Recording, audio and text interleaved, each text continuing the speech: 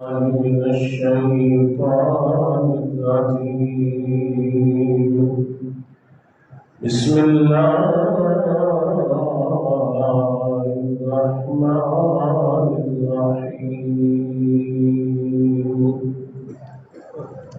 وما أرسلناك إلا رحمة للعالمين.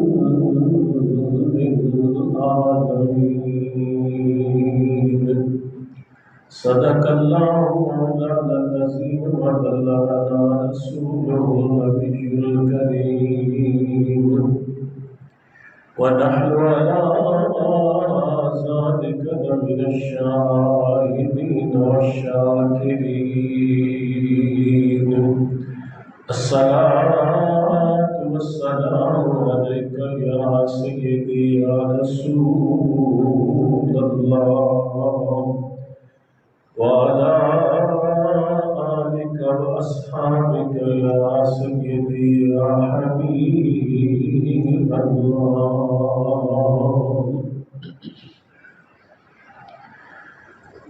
رب فرمایا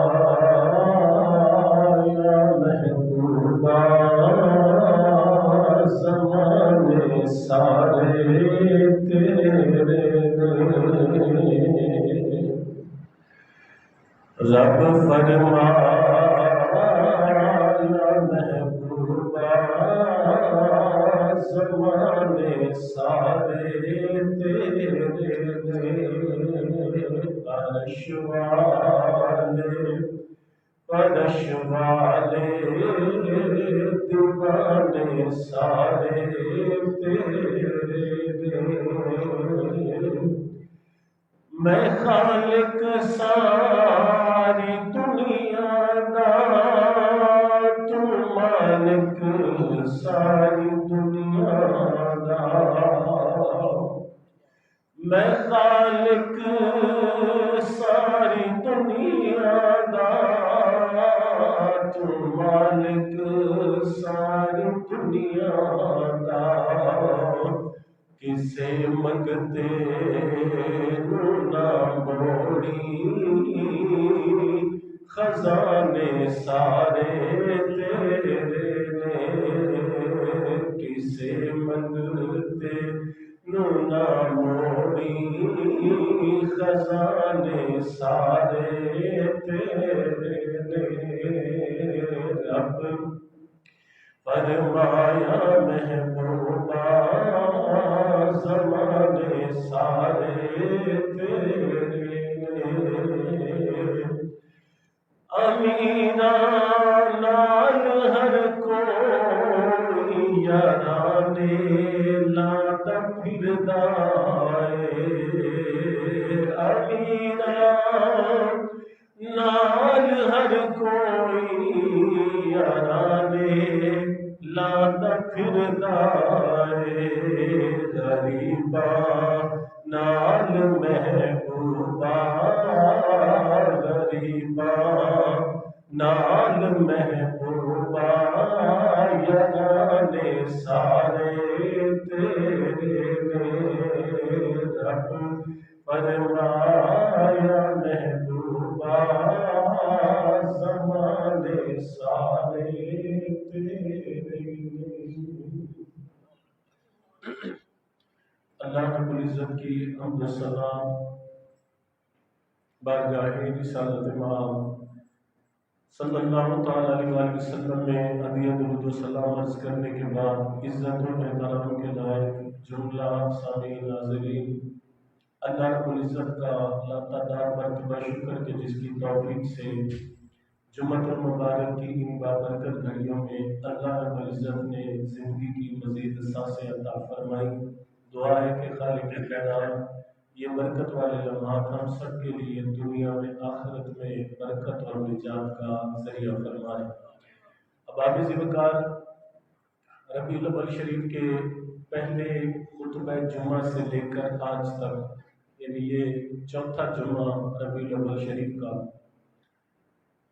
ابتدا میں ہی میں نے عرض کیا تھا کہ ربیع الاول کے یہ سارے جو جمعوں کے خطبے ہوں گے وہ صرف ایک آیت مبارکہ کے تحت آپ کے گوش گزار کیے جائیں گے، اور وہ تھا حضور کی شان رحمت، یعنی اللہ تعالیٰ نے آپ کے اور میرے پیارے نبی کو کائنات کے ذرے ذرے کے لیے رحمت بنا کے بھیجا، اور آج فتنوں کے اس دور میں یہ معاشرہ رحمت کا بہت زیادہ مستحق ہے۔ اس میں رحمت بانٹی جائے، شفقت بانٹی جائے، نرمی بانٹی جائے، حضور کی رحمت سے سبق حاصل کرتے ہوئے معاشرے کا ایک ایسا ذمہ دار فرد بنا جائے کہ کم سے کم انسان دوسرے انسان سے جو ہے وہ یہ محسوس نہ کرے کہ معاشرے میں رہتے ہوئے یہ میرے لیے کچھ اور ہے۔ کم سے کم انسانی اور اسلامی تقاضوں کو مد نظر رکھتے ہوئے حضور کی رحمت کے پیغام کو عام کرنا ہے۔ میں نے عرض کیا تھا کہ اللہ کا نبی انسانوں کے لیے بھی رحمت بن کر آیا، مسلمانوں کے لیے رحمت بن کر آیا۔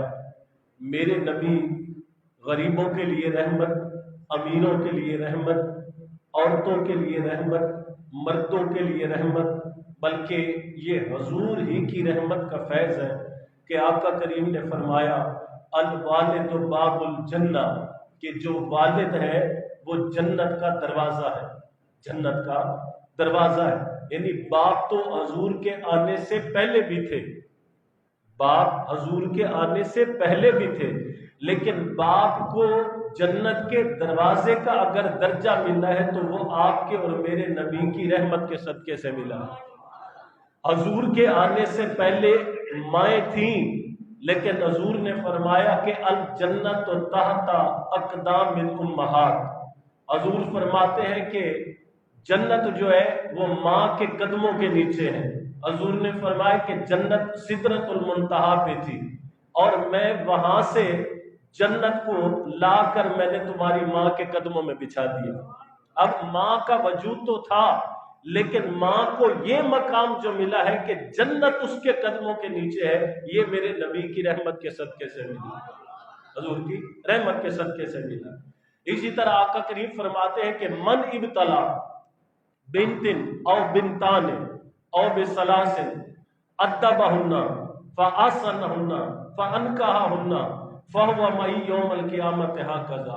حضور فرماتے ہیں اللہ کسی کو ایک بیٹی عطا فرمائے یا دو بیٹیاں عطا فرمائے، اور وہ ان کی اچھی تربیت کرے، ان کو تعلیم دے، ادب سکھائے، تربیت کرے، ان کا نکاح کروائے، ان کو ان کے گھر کا مالک بنائے۔ حضور فرماتے ہیں کہ بیٹی کی پرورش کرنے والا، بیٹیوں کو اچھی تعلیم دینے والا، وہ قیامت کے دن اپنے نبی کے ساتھ ایسے کھڑا ہوگا جیسے یہ دو انگلیاں اکٹھی ہیں۔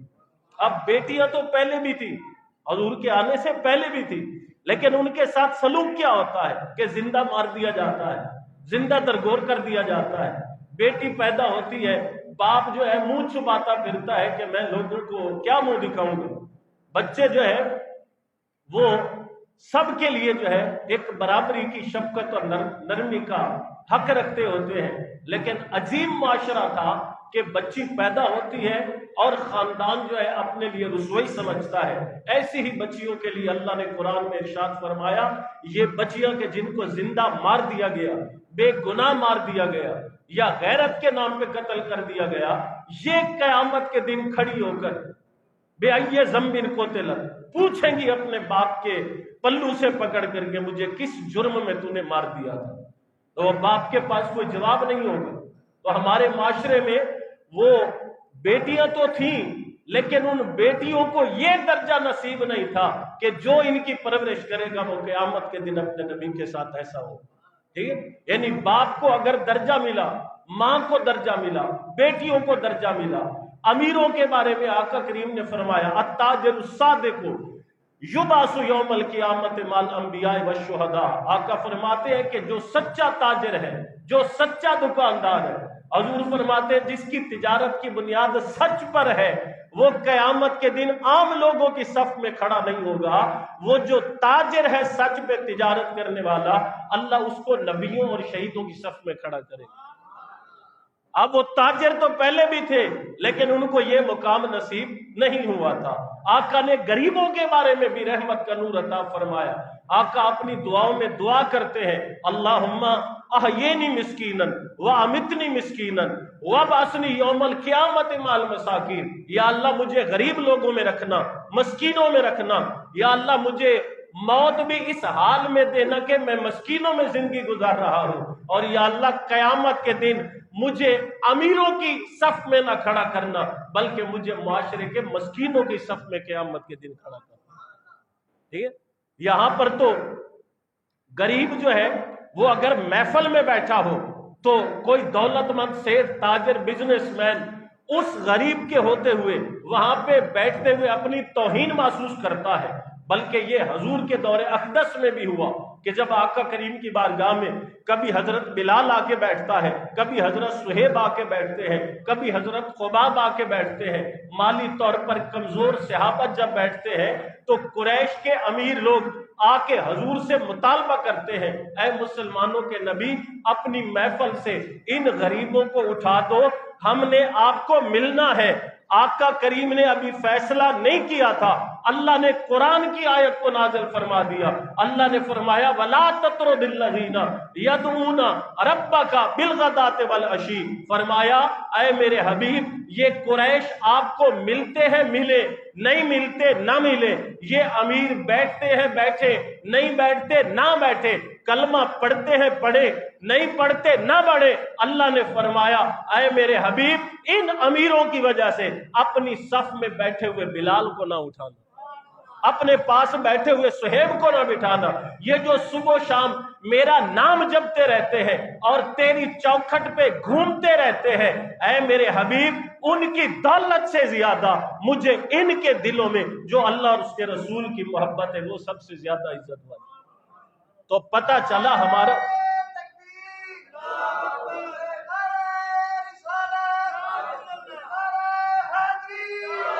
تو پتہ چلا کہ معاشرے کے کسی بھی کردار کو آپ لے لیں، حضور کی آمد سے پہلے اس کا کوئی مقام نہیں ہے. حضور کی آمد سے پہلے اس کو کوئی درجہ، ایجنٹٹی اور تشخص نہیں ہے. یہ سب ایجنٹٹی، تشخص، وجود اور برکت اور رحمت اگر ملی ہے ہر طبقے کے فرد کو تو وہ صدقہ محمد مصطفیٰ کی رحمت کا بھی. اس واسطے میں اسے گل دے اتے بطور شکرانہ آقا کریم دی بارگاہ دے اندر ہدیہ عقیدت پیش کرن دے واسطے بار بار عرض کرتا ہوں نہ بلکہ ہر بندہ اپنی زبان دے نال آقا دی بارگاہ دے اندر شکرانے دا ترانہ بلند کریا کریے. باپ میرے پاک نبی دی آمد تو پہلے موجود نے لیکن جنت دے دروازے دا درجہ نہیں ملے آؤ. ماما موجود نے پر انہ دے قدم دے تھلے جنت درجہ نہیں ملے آؤ. بیٹیاں موجود نے پر آقا کریم نے انہ دی پرورش کرن والا نو درجہ جڑا دیتا آپ دی آمد تو پہلے نہیں ملے آؤ. امیران دے نال، غریبان دے نال، مسکینان دے نال، یتیمان دے نال میرے پاک نبی نے اپنی رحمت دا جڑا فیض عام کیتا. ہر بندہ اپنے دل و دماغ دے اندر حضور دی رحمت دا شکرانہ ادا کر دے ہویا ہوں. آقا دی بارگاہ دے اندر عرض کریا کرے کہ میری عزت تیرے نا دے سہارے یا رسول اللہ. میری عزت تیرے نا دے سہارے یا رسول اللہ. تسی جگ دے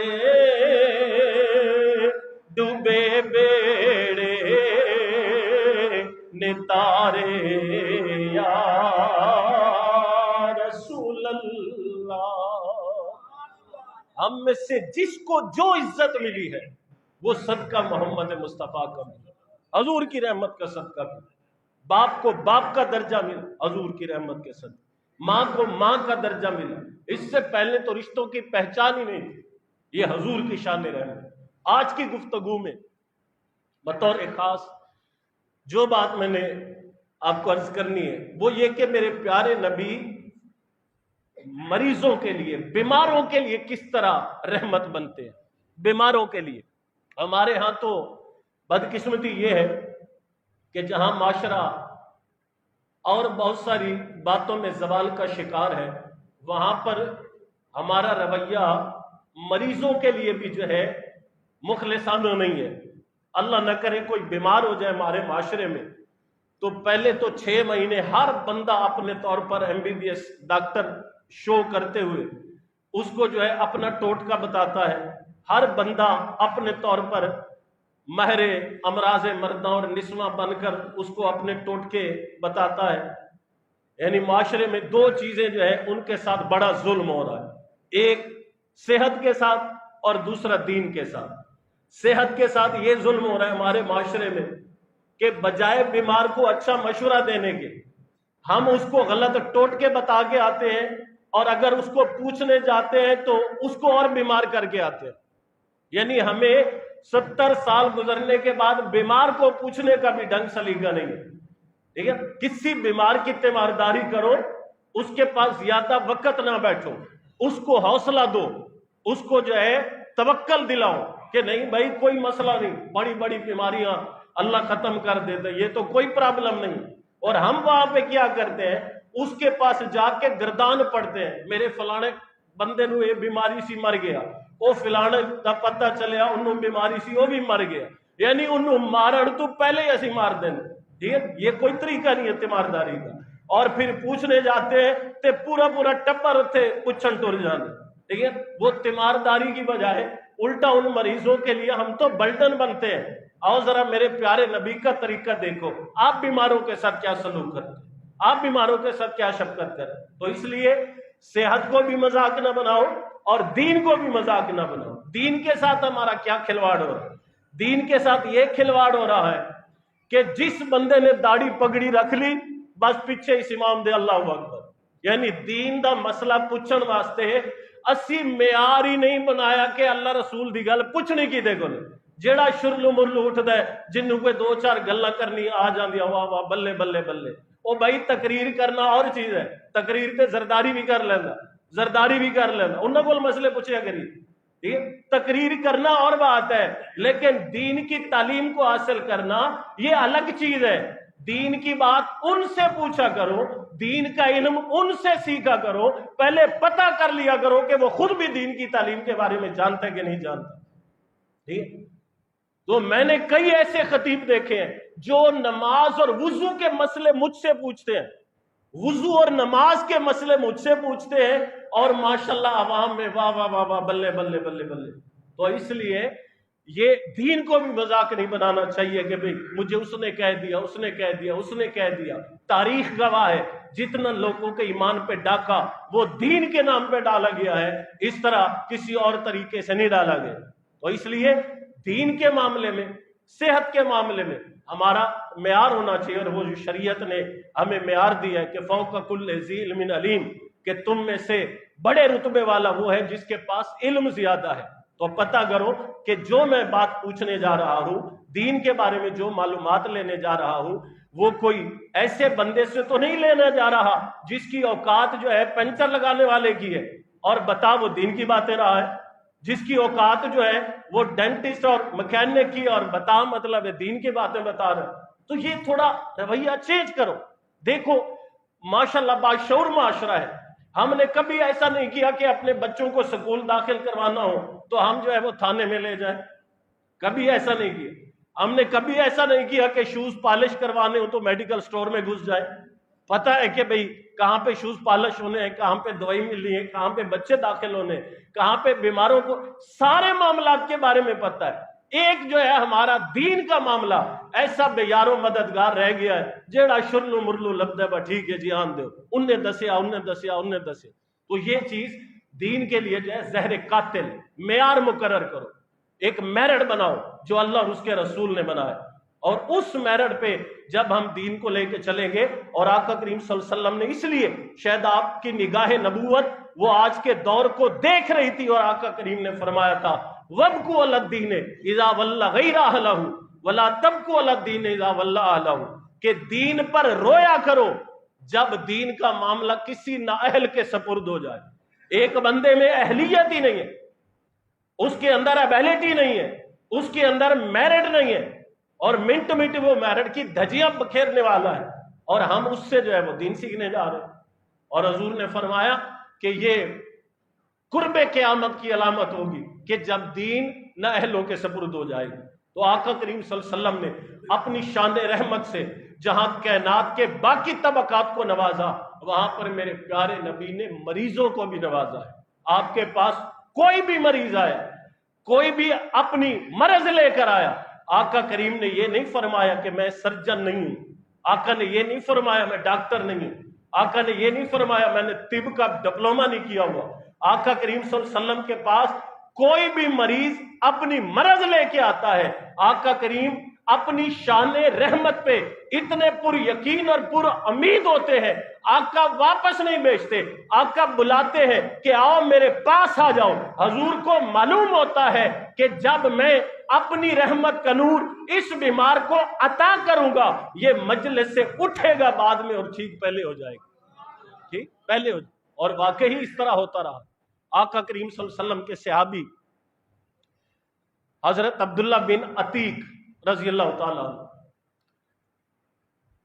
یہ صحابی ایک جنگ میں جو ہے ایک یہودی ابو رافع کو قتل کرتے ہیں، اور اس کے قتل کا معاملہ اس طرح ہوتا ہے کہ اس کو گھر میں قتل کیا جاتا ہے، میدان میں قتل نہیں کیا جاتا۔ یہ مسلمانوں کا قاتل ہوتا ہے، اور حضرت عبداللہ بن عتیق مسلمانوں کے قتل کے بدلے میں ان کے چیف کمانڈر کو قتل کرتے ہیں، ٹھیک ہے، اور یہ اسلام نے حق دیا ہے، ٹھیک ہے۔ یہ ہمارے یہاں معاشرے میں ہر مسئلے میں امن کی بات بھی بڑی ہوتی ہے۔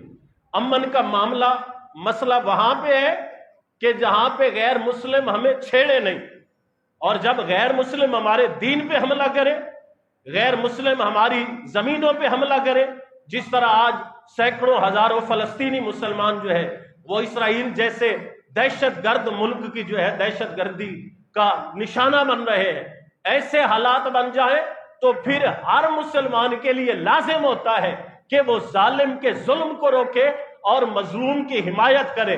اس موقع پہ امن کا درس نہیں ہوگا، اس موقع پہ غیرت کا درس ہوگا، اور غیرت کو دکھانا ہوگا کہ اگر ہمارے مسلمان بھائی کہ اس رسول کی امت کو ذبح کر رہے ہیں اور اس رسول کی امت کے بچوں کو بے یارو مددگار چھوڑ رہے ہیں اور ہزاروں بچوں کو یتیم اور مسکین کر رہے ہیں، جس دین کی تعلیم یہ ہے کہ راستے پہ کانٹا پڑا ہو تو ہٹانے والے کو 2 رکعت نماز نفل کا ثواب ملتا ہے۔ جو دین اور جس دین کا بانی وہ راستے میں پڑے کانٹے کو ہٹانے پہ 2 رکعت نماز نفل کا ثواب عطا کرتا ہے، کسی کو تکلیف نہ پہنچے، وہ اسلام اور اس اسلام کا بانی یہ کیسے برداشت کرے گا یا پسند کرے گا کہ اس کی امت کو جو ہے بھیڑوں اور بکریوں کی طرح ذبح کیا جائے؟ فلسطین کے معاملے میں تاریخ گواہ ہے، نیٹ پہ سب کچھ موجود ہے، آج تک فلسطین اور بیت المقدس یہ نبیوں کی سرزمین ہے، انبیاء کی سرزمین ہے۔ یہاں پر جو ہے سب سے بڑھ کر معراج کی رات 1,24,000 نبیوں نے آپ کے اور میرے نبی حضرت محمد مصطفیٰ کے پیچھے نماز پڑھی ہے۔ وہ مسجد کے جس کی بنیاد حضرت سلیمان نے رکھی ہو، جس کو آباد حضرت ابراہیم نے فرمایا ہو، آقا کریم نے وہاں مصلی امامت پہ کھڑے ہو کر نماز پڑھائی ہو، انبیاء کی سرزمین، اور اب بھی بیت المقدس کے گرد جو قبرستان ہے وہاں پر 70 نبیوں کے مزارات جو ہے وہ وہاں پر موجود ہے۔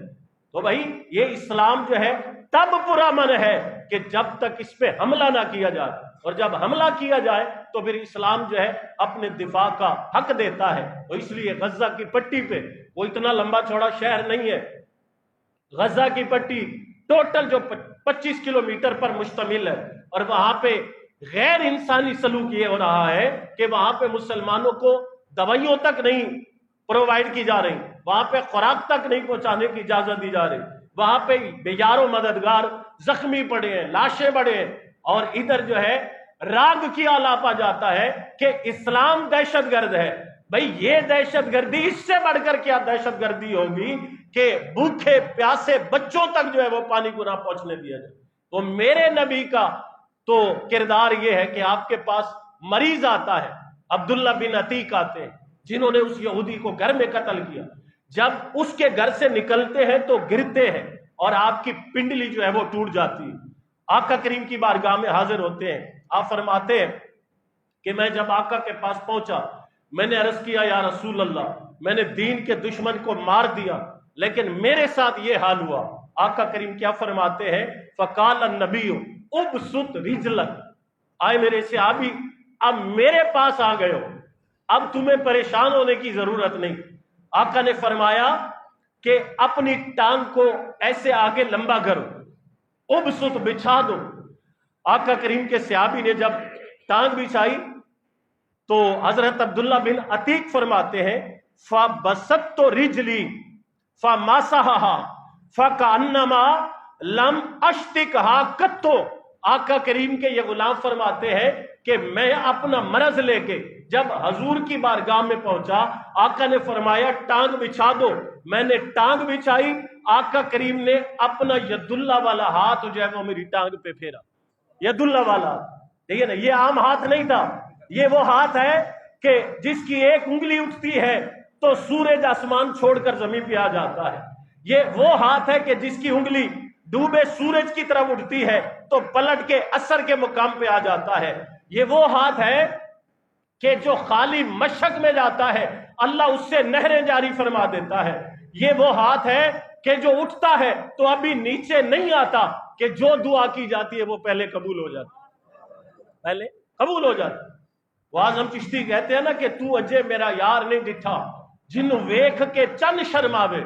تو اجے میرا یار نہیں ڈٹھا جن ویکھ کے چن شرماوے. جیو نکلے سیر کرن نو سارا گلشن سیس نواوے. جے ہاتھ رکھے او وچ پھلاں دے, جے ہاتھ رکھے وچ پھلاں دے تے ہاتھ پھلا تو ود جاوے.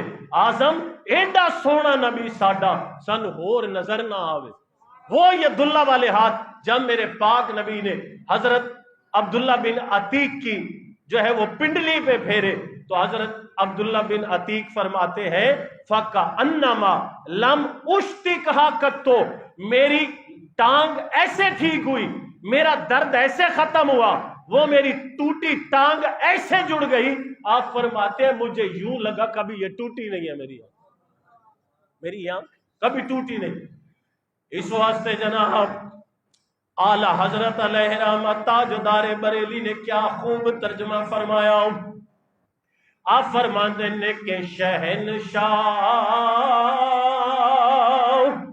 جہاں سائل کوئی در ایسا نہیں دیکھا, شہنشاہ بھی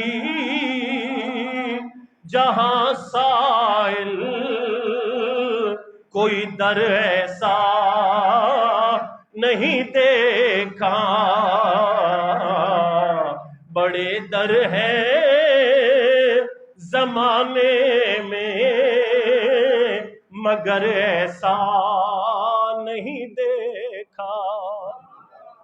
بڑے در ہیں زمانے میں مگر ایسا نہیں دیکھا. بیمار آتا ہے, آقا کریم فرماتے آئیں آپ کی بیماری دور ہو جائے. پھر یہی معاملہ حضرت ابو ہریرہ رضی اللہ تعالیٰ عنہ کے ساتھ بھی ہوا.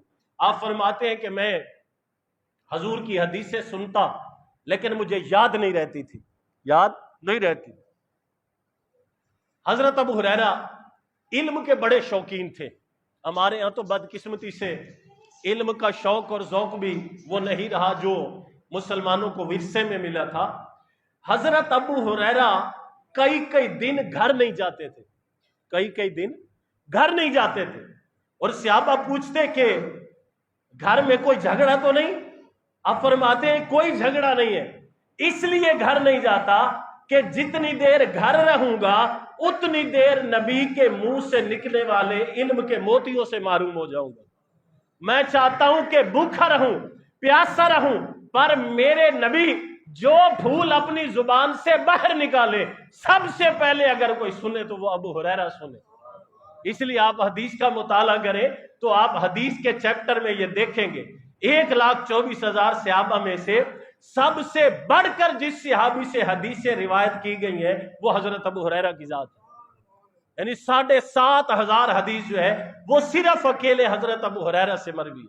تو حضرت ابو ہریرہ فرماتے ہیں کہ میں حدیث سنتا تھا لیکن مجھے یاد نہیں رہتی تھی. میں نے ایک دن آقا کی بارگاہ میں یہ شکایت درج کر دی, یا رسول اللہ میں ایک مرض میں مبتلا ہوں.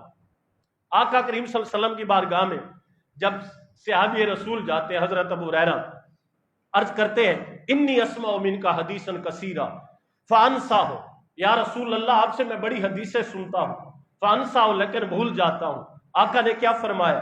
فرمایا ابسط رداک, فرمایا ابو ہریرہ یہ جو اپنی چادر لی ہوئی ہے نا یہ میرے سامنے بچھا دو, اپنے سامنے بچھا دو. آپ فرماتے ہیں فبسطتہ, میں نے وہ چادر بچھا دی. فغرف بیدی فی, آقا کریم نے ایسے ہوا سے کسی چیز کو پکڑا اور میری چادر پہ ایسے جو ہے ڈال دیا, ایسے ہوا سے چیز کو پکڑا میری چادر پہ ڈال دیا. کالا دمہ فدممتہ فما نسیت منہ شیئا.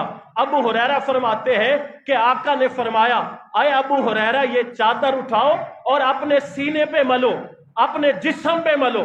حضرت ابو ہریرہ فرماتے ہیں کہ جب رسول اللہ نے اس چادر کو ملنے کا حکم دیا اور میں نے وہ اپنے سینے پہ ملی, اپنے سر پہ ملی, فما نسیت منہ شیئا. ابو ہریرہ فرماتے ہیں جو بھول چکا تھا وہ بھی یاد آ گیا اور مرتے دم تک جو سنتا تھا مجھے یاد ہو جاتا تھا, جو یاد ہو جاتا. اس واسطے تے میں عرض کی تے کہ رب فرمایا محبوبا زمانے سارے تیرے نے, عرش والے فرش والے دیوانے سارے تیرے نے. میں خالق ساری دنیا دا, تو مالک ساری دنیا دا, کسے منگتے نو نہ موڑی خزانے سارے تیرے نے. تو یہ حضور کی شان رحمت ہے کہ آپ کے پاس مریض آتا ہے, آپ کے پاس کوئی اپنا مسئلہ لے کر آتا ہے, اپنا کوئی دکھ لے کر آتا ہے تو آقا کریم اپنی شان رحمت سے اس کو بھی نواز دیتے ہیں کہ یہ اگرچہ مریض ہے وہ ہماری طرح نہیں کہ مریض کا مرض بڑھاتے. ٹھیک ہے, تو حضور کی سیرت سے یہ بھی ہمیں سبق ملتا ہے کہ جب بھی کوئی پریشان حال ہو, جب بھی کوئی دکھی ہو, جب بھی کسی بیماری میں پریشانی میں مبتلا ہو تو اس کا دکھ بڑھانے کا کردار ادا نہیں کرنا بلکہ اس کا دکھ جو ہے مٹانے کا کردار ادا کرنا ہے, کم کرنے کا کردار ادا کرنا ہے. تو یہ پہلے جمعے سے لے کر اس جمعے تک 4 جمعوں کے خطبوں میں حضور کی شان رحمت کے عنوان سے میں آپ کو جو ہے جو لیکچر ڈیلیور کر سکا اپنی استطاعت اور بساط کے مطابق میں نے کیا, اس ضرورت کے پیش نظر کہ آقا کریم صلی اللہ علیہ وسلم جو کائنات کے ذرے ذرے کے لیے رحمت بن کر آئے. آؤ آج ہم حضور کی سیرت کا سبق حاصل کریں, اپنے اندر حضور کی رحمت کا نور پیدا کریں, معاشرے کے لیے رحم دل بنے, معاشرے کے لیے رحمت بانٹنے والے بنے, معاشرے کے لیے سکھ بانٹنے والے بنے. حضور کی شان رحمت سے یہ سبق ملتا ہے کہ اگر ہم کسی کو سکھ نہیں دے سکتے تو کسی کو دکھ بھی دینے کا کردار ادا نہ کریں. اگر کسی کے راستے سے کانٹے صاف نہیں کر سکتے تو کسی کے راستے پہ کانٹے بچھانے والے نہ بنے. اگر ہم کسی کے دکھوں کا مداوع کر نہیں سکتے تو کم سے کم اس کو دکھ جو ہے دینے والے نہ بنے. اور حضور کی رحمت سے یہ سبق حاصل کرے کہ جس طرح میرا نبی مسلمانوں کے لیے, انسانوں کے لیے, اپنوں کے لیے, پراؤں کے لیے, مردوں کے لیے, عورتوں کے لیے رحمت بن کر آیا, حضور کی سیرت کا یہ سبق ہے کہ ہم بھی اپنے معاشرے میں رہتے ہوئے ایک دوسرے کے ساتھ رحمت کے ساتھ رہیں, نرمی کے ساتھ رہیں, شفقت کے ساتھ رہیں. جو نبی راستے پہ پڑے کانٹے کو ہٹانے پر اجر دیتا ہے وہ نبی ایک دوسرے کے ساتھ رحم بانٹنے پر بھی جو ہے وہ اجر عطا کرتا ہے. آج بدقسمتی سے انسان سے نفرت, کرتا نظر آتا ہے، انسان سے دور ہوتا نظر آتا ہے، ایک دوسرے پہ اعتماد تک نہیں رہا۔ اور زوال یہ ہے، انسانیت کا زوال یہ ہے کہ مقید کر دیا سپیروں نے سانپوں کو، یہ کہہ کر مقید کر دیا، مقید میں بند کر دیا، سپیرے آندے نے سپ رکھنا لے، مقید کر دیا سپیروں نے سانپوں کو یہ کہہ کر کہ انسان کو ڈسنے کے لیے انسان کافی ہے۔ یعنی بد اعتمادی کا حال یہ ہے، زوال کا حال یہ ہے کہ ایک انسان اعتماد کے ساتھ دوسرے کو ملنے کے لیے تیار نہیں۔ ہر بندے کو پتہ ہے کہ دھوکہ منڈی میں رہ رہے ہیں، اور اگر اس کے ساتھ دوستی کا ہاتھ بڑھایا اس نے چونا لگا دینا ہے، اگر اس کو اپنا بنایا اس نے ڈسنا ہے۔ تو بھئی یہ ماحول کب چینج ہوگا؟ تب چینج ہوگا جب حضور کی سیرت کو اپنے اوپر امپلیمنٹ کریں گے، اپنے اندر برداشت پیدا کرو، تحمل پیدا کرو، لوگوں کے لیے سکھی ہونے کا کردار نبھاؤ۔ یہی حضور کی رحمت کا سبق ہے، یہی حضور کی سیرت کا سبق ہے۔ اللہ تعالیٰ حضور کی شان رحمت کے صدقے فلسطین